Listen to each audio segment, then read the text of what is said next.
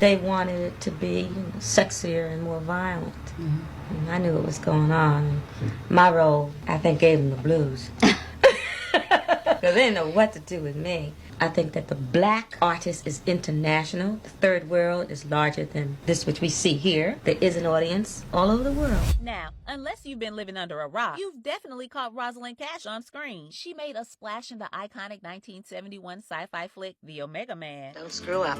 I know how to roll, but it's hard on the elbows. And if you just have to play James Bond, I'll bust your ass. This talented actress has graced our TV screens as Mary May Ward on General Hospital. No life was ever lived without it. No life worth living. She wasn't just any actress. She was a total trailblazer, one of the first black women to kick butt and take names in Hollywood. Oh yeah, she was ahead of the curve, playing characters that were strong, fierce, and definitely not afraid to speak their minds. It's like she was giving all of us a lesson in badassery before it was even trendy. Rosalind wasn't just an actress, she was a force of nature. With her smoldering gaze and that signature pout, she could steal the show in any scene. But beneath that glamorous exterior, there was a woman with a wow side. Prepare to be shook, because Rosalind Cash was a trailblazer in Hollywood, and you're about to find out why. Born December 31st, 1938, Rosalind Cash was born and raised in the glamorous Atlantic City and was the middle child of 4.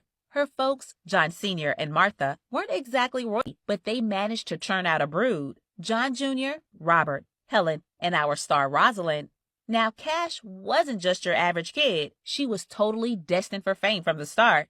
She used to spend hours mimicking all the famous actors when she was younger, practicing her lines and perfecting her poses. It's like she always knew she was meant to be the center of attention. To be an actor or an actress, as some people say. I remember when I was very small in the Stanley Holmes village of Atlantic City, New Jersey, I liked to imitate people, and I was good at that. And who were you imitating? I was imitating mostly singers.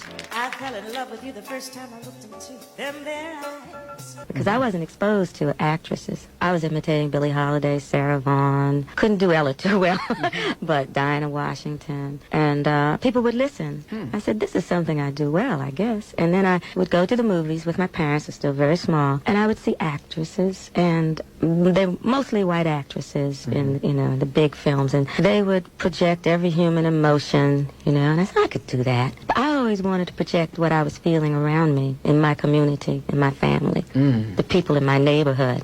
I wanted to do them. And at that early age, I said, someday I'm going to project my people. That's what I'm going to do, and I'm going to do it well. This girl was a high school hotshot, graduating with flying colors from Atlantic City High in 1956. And where did she go after that? None other than the prestigious City College of New York.